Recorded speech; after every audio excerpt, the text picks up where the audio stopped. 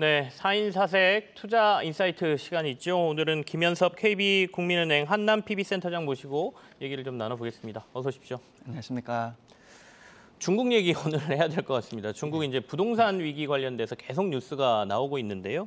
어떻습니까? 지점에서 자산가분들도 이거 관련해서 민감하게 물어오시거나 이렇게 분석을 요구하시나요? 예, 많은 이제 문의가 있으시고요. 네. 사실 올해 초 중국 경제는 세계 경제에 있어서 성장 역할을 할 거라는 그런 전망이 올 연초부터 되게 많았습니다. 네. 예, 작년 말에 이제 제로 코로나 정책이 끝나고 이제 억제되었던 소비가 이제 분출되면서 이제 성장이 될 거라는 그런 기대가 많았기 때문인데요. 하지만 최근 부동산 개발 업체와 중국 국유 부동산 업체의 이제 지급 불이행 사태까지 이르면서 이제 게다가 소비나 고용 같은 거시 경제 지표가 이제 안 좋게 나오고 있는 상황이어서 네. 이제 불안이 확산되고 있는 상황인데요. 이제 중국판 리먼 사태가 나오는 거 아닌가 이런 말까지 나오고 있는 상황입니다. 이제 부동산 가격이 하락하니까 소비가 위축이 되고 또 기업의 투자가 감소가 되고 일자리까지 이제 감소가 되는 이런 악순환 고리에 이제 빠지고 있는 것 같은데요. 이제 중국 경제 성장률이 이제 시장 전망치보다 많이 이제 못 미쳐서 나오게 되고 있고 네. 또 소비자 물가도 이제 마이너스로 나오면서 이제 일본처럼 이제 디플레이션 내에 빠지는 건 아닌지 이런 비관적인 우려까지 나오고 있는 상황입니다. 자, 근데 이제 결국에는 중국의 부동산 위기를 저희가 걱정하는 거는 중국의 경기 침체 또는 그게 글로벌 금융시장에 미칠 영향 이 두 가지일 것 같고요.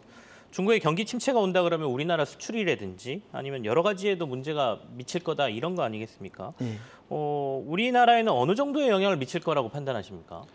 아쉽게도 우리나라 증시는 네. 현재 미국과 중국에 모두 안 좋은 영향을 받고 있는 것 같습니다. 이제 미국의 경우는 소비가 워낙 강해서 이제 긴축이 장기화될 거라는 우려 때문이고요. 네. 우리나라와 매우 가까운 중국 같은 경우에는 경제가 매우 안 좋아서 안 좋은 영향을 받고 있습니다. 간단히 표현한다면 경기가 너무 좋은 미국과 경기가 안 좋은 중국 이 양쪽에서 우리나라 증시는 지금 부담을 느끼고 있는 상황이긴 합니다. 중국 정부에서는 이 부동산 위기 돌파하기 위해서 일단은 그 기준금리와 비슷한 그 LPR이라고 하죠. 예. LPR의 단기 금리는 좀 인하를 했지 않습니까? 예. 그리고 증시도 증시 안정책해서 거래세 조금 낮춰주고 이런다는 조치를 발표하던데요. 예. 중국 정부의 대응에 대해서 어떻게 평가하세요? 이제 통상 경기가 이제 둔화가 되면 금리를 낮춰서 경기를 부양하게 네. 하는데요. 중국 인민은행도 최근 1년 대출 만기 금리를 0.1% 인하를 했습니다. 하지만 이런 통화 완화 정책에도 불구하고 이제 강한 적극적인 재정 부양책을 쓰기는 어렵기 때문에 이제 경기 둔화는 불가피할 거라고 전망을 하고 있습니다. 현재는 이제 위안화 약세에 대한 부담과 함께 네. 이제 지방 정부의 과도한 부채 때문에 이제 강한 재정 정책을 쓸 여력은 없는 것으로 보이고 있고요.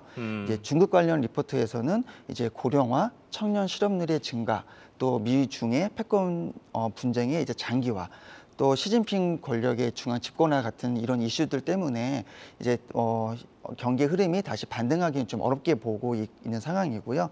다만 현재 이제 상해 종합주가지수 퍼가 네네. 과거 10년치 평균 대비해서 이제 아래에 있기 때문에 이제 이런 부동산 리스크가 이제 금융권의 시스템 리스크까지만 전이가 되지 않는다면 주가의 하락폭은 좀 제한되지 않을까 이렇게 전망을 하고 있습니다. 금리를 확 낮추고 싶어도 금리 확 낮추고 돈 풀어버리면 위안화가 약세가 심하게 나올 거니까 그걸 잘 예. 못하고 있다 이렇게 평가를 해주셨네요. 예. 그럼 이게 아까 금융 시스템의 리스크로 글로벌로 이렇게 확 퍼질 거다라는 우려도 있는데 생각보다 미국도 그렇고 국내 시장도 그렇고 막 들려오는 소식보다는 영향이 좀 적은 것 같다는 생각도 들거든요. 예. 그 이유가 특별히 있을까요? 예, 사실 지금 걱정하는 것만큼 증시가 하락하고 있지는 않은데요. 네네. 중국 부동산 문제가 터지면 이제 너무 큰 여파가 터지기 때문에 어떻게든 중국 정부가 이를 막을 것이다라고 하는 이제 전망이 우세한 것 같습니다. KB증권 리포트를 보면 이제 헝다부터 이제 비구이 위안까지 이런 불확실성에 대한 우려가 커질수록 네. 중국 국유의 이제 부동산 개발 업체의 증시 흐름은 양호한 흐름을 보이고 있습니다. 중국의 이제 개발 업체 이런 채무는 대부분 이제 달러보다는 위안화로 발행됐기 때문에 시간이 물론 오래 걸리겠지만 중국의 정부가 어쨌든 통제가 가능한 상황까지 끌고 갈 네네. 것이다라는 전망이 좀 우세한 것 같습니다. 또 이 리포트에서는 미국 리먼 브로더스 사태와 이제 비교해서 설명을 하고 있는데요. 네.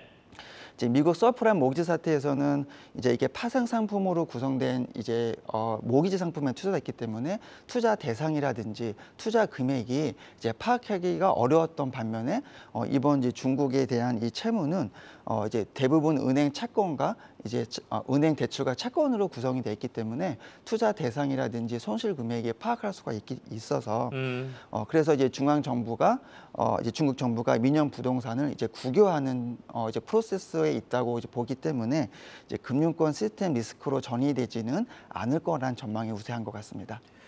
실제로 민간 부동산 개발 회사들 중국 증시에서 주가 하락하고 있는데 국영 부동산 개발 회사들은 주가가 오른다고 하더군요. 예. 이런 걸 봐서도 아마도 아까 국유화 조치 쪽으로 이렇게 끌어들이는 것 아니냐라는 시장의 해석이 좀 있는 것 같습니다. 예. 다만 이제 국내 투자자들의 걱정은 중국과 관련된 지수를 포함한 ELS 같은 거 투자해 놓으신 분들 혹시나 여기서 더 빠지게 되면 예. 손실이 좀 커질까에 대한 걱정이신 것 같습니다. 어떻게 보고 계십니까? 예, 이제 ELS는 이제 파생 상품으로 만든 구조화 상품이기 때문에 네네. 각 ELS마다 다 조건이 다르긴 합니다. 이제 보통은 이제 ELS가 3년 만기로 이제 발행이 되고 이제 매 6개월마다 조기 상환 기회를 좀 보고는 있습니다. 이제 설정일 기준일 대비해서 주가 지수가 50%만 반토막이 나지 않는다면 손해가 없는 이런 낙인 50조건의 ELS도 있고 네네. 이런 낙인 조건이 없는 이제 노낙인 ELS도 있습니다. 그런데 이제 2021년 2월 달에 홍콩 HG 종합주가 지수가 이제 12,228까지 상승을 했었는데 네. 2022년 10월 31일에 이제 5천 미만인 4,938%까지 하락을 했었습니다. 지금 현재는 6천 정도 되니까 네네. 고점 대비해서 약 50% 정도 하락한 상황이고요. 음. 만약 이게 내년 초부터 3년 만기가 돌아온다면 이제 원금 손실의 가능성이 높기 때문에 이제 우려가 커지고 있는 상황이긴 합니다. 이제 ELS는 구조화 상품이기 때문에 네네. 처음에 가입할 때는 이제 설명을 듣고 좀 이해를 하실 수는 있는데 시간이 지나면 좀 헷갈려 하시기도 하시거든요.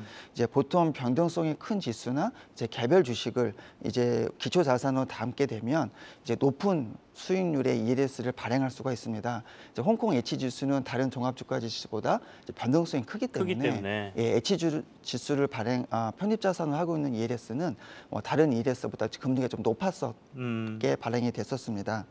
이제 결론적으로 상품마다 좀 다르긴 하지만 이제 3년 만기 시점에서 이제 마지막 베리어가 60이나 70 이 조건까지 다시 상승하지 않으면 이제 원금 손실이 좀 날 수 있다. 예, 이제 막 하락폭이 손실폭으로 되는 이런 구조이긴 하는데요. 그러니까 예를 들면 가입할 때 H 지수가 12,000이었는데 만약 이제 6,000원으로 끝나게 된다면 이제 손실률이 마이너스 50%로 이제 끝나게 되는 겁니다.